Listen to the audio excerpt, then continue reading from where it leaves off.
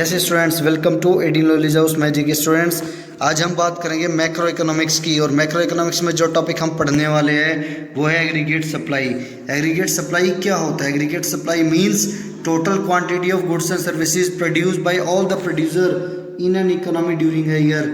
किसी इकोनॉमी में एक साल के अंदर total quantity of goods and services produce होता है सभी प्रोड्यूसर के द्वारा, वो कहलाती है एग्रीगेट सप्लाई। मैं आपका एग्जांपल के तौर पे बताता हूँ। इंडियन इकोनॉमी के अंदर एक फाइनेंशियल ईयर में जितना भी गुड्स एंड सर्विसेज का टोटल प्रोडक्शन होता है वहाँ के इकोनॉमी के सारे प्रोड्यूसर्स के द्वारा, मींस इंडियन इकोनॉमी के टोटल प्रोड्यूसर जितने भी इंडिया में हैं उन सभी के द्वारा जितना टोटल प्रोडक्शन होता है गुड्स एंड सर्विसेज का एक साल के अंदर, वो कहलाती है हमारी एग्रीगेट सप्लाई। एग्रीगेट सप्लाई हमारा, अब हम पढ़ेंगे फिजिकल टर्म्स में, मतलब जितना भी गुड्स एंड सर्विसेज प्रोड्यूस होता है उससे जो पैसा मिलता है वो मनी डिस्ट्रीब्यूट होता है फैक्टर ऑफ प्रोडक्शन में against their factor services. Factor of service हमको जो दी गई है किसके द्वारा? फैक्टर ऑफ प्रोडक्शन के द्वारा। किसके लिए? In the contribution of production process में, ठीक है। तो बदले में उन्हें जो पैसा मिलता है वो मिलता है in the form of rent, wages, interest and profit. Rent मिलता है लैंड पे, वेजेस मिलती है लेबर को, इंटरेस्ट मिलता है कैपिटल पे और प्रॉफिट जाता है एंटरप्रेन्योर के पास में। अंडरस्टूड? प्रॉफिट कहाँ जाता है? एंटरप्रेन्योर के पास में।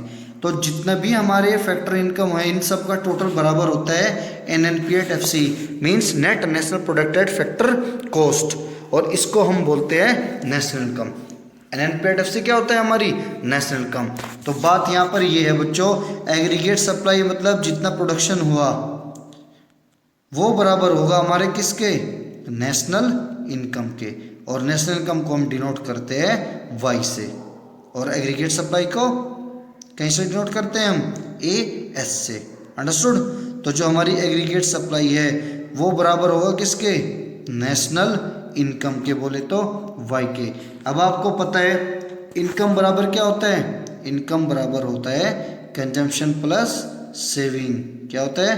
Consumption plus saving. और एग्रीगेट सप्लाई बराबर क्या होता है? एग्रीगेट सप्लाई बराबर होता है इनकम। तो हम ये कह सकते हैं कि एग्रीगेट सप्लाई बराबर कंजम्पशन प्लस सेविंग बराबर इनकम। क्यों? क्योंकि बंदा जब कोई इनकम अर्न करता है तो उसमें से कुछ वो कंज्यूम करता है और जो बच जाता है उसे वो सेव करता है।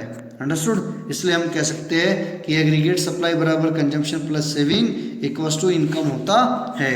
अब हम बात करेंगे एग्रीगेट सप्लाई शेड्यूल की और एग्रीगेट सप्लाई कर्व की।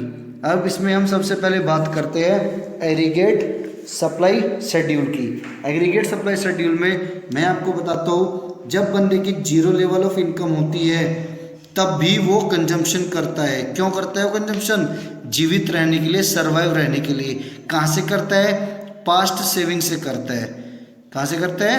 Past saving. हर बंदे की कोई पास्ट सेविंग होती है, पास्ट में उसने सेव की थी जब उसकी इनकम थी, तो वहाँ से वो जीवित रहने के लिए कंजम्पशन करता है। जीरो लेवल ऑफ इनकम पर जो कंजम्पशन पास्ट सेविंग से की जाती है उस कंजम्पशन को बोलते हैं ऑटोनोमस कंजम्पशन, और इसको हम डिनोट करते हैं C बार से। कहाँ से डिनोट करते हैं? C बार से। वहीं अब बंदे की इनकम बढ़कर हो गई 40 तो उसकी कंजम्पशन भी बढ़कर हो गई कितनी? 50, बट अब भी 10 रुपये वो पास्ट सेविंग से यूज़ कर रहा है। क्यों? क्योंकि यहाँ पर इसकी कंजम्पशन ज़्यादा है किससे? इनकम से। नेक्स्ट चलते हैं। अब बंदे की इनकम बढ़ के हो गई 80 तो उसकी कंजम्पशन भी कितनी हो गई? 80, मीन्स जितना वो कमा रहा है उतना वो कंज्यूम कर रहा है। तो यहाँ पर सेविंग क्या होगी हमारी? 0 होगी। अंडरस्टूड? ऐसे ही हमारी इनकम फिर बढ़ जाएगी, कंजम्पशन फिर बढ़ेगी तो सेविंग भी बढ़नी स्टार्ट हो जाएगी।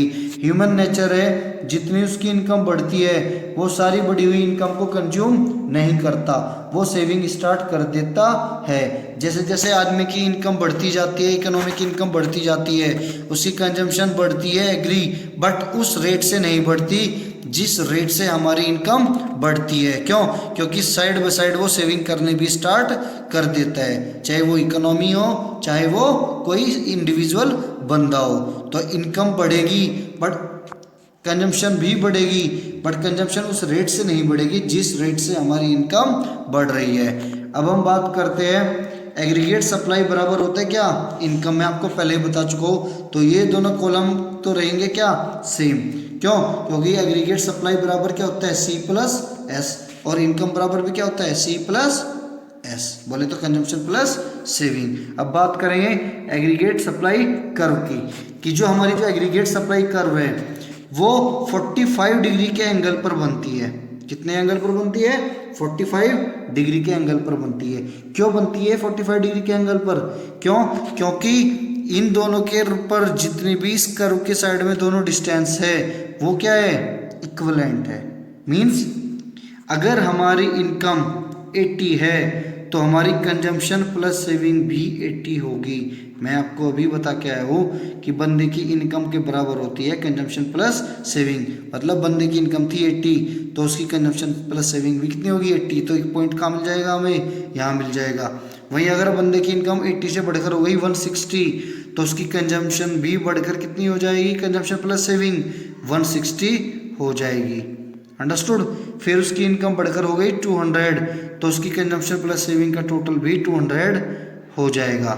तो जो ये हमें पॉइंट मिलेंगे, इन पॉइंट को जब हम जोड़ देंगे तो हमें जो कर्व प्राप्त होगी वो कर्व प्राप्त होगी एग्रीगेट सप्लाई की। और हम इसको कह सकते हैं एग्रीगेट सप्लाई बराबर इनकम और इनकम बराबर कंजम्पशन प्लस सेविंग। अंडरस्टूड? तो बच्चों आपको ये टॉपिक अच्छे से क्लियर हो गया होगा होपफुली। मैं आपको एक बार फिर बता देता हूँ, ये 45 डिग्री का एंगल इसलिए बनता है, या ये एग्रीगेट सप्लाई कर्व 45 डिग्री के एंगल पर इसलिए बनती है क्योंकि बंदा जितनी इनकम होती है उतनी उसकी कंजम्पशन प्लस सेविंग होती है। तो जब हमें ये पॉइंट मिलेंगे इक्वल डिस्टेंस पर, देखिए ऐसे बनते हैं पॉइंट, और जब इन पॉइंट्स को हम जोड़ते हैं तो हमें ये कर्व प्राप्त होती है और यही कर्व कहलाती है हमारी aggregate supply curve. So students hopefully आपको ये टॉपिक काफ़ी अच्छे से समझ आया होगा। अगर आपको पहली बार के में कोई इस वीडियो में आपको समझ थोड़ा कम आया है तो आप इस वीडियो को रिपीट करके बार बार देखिए।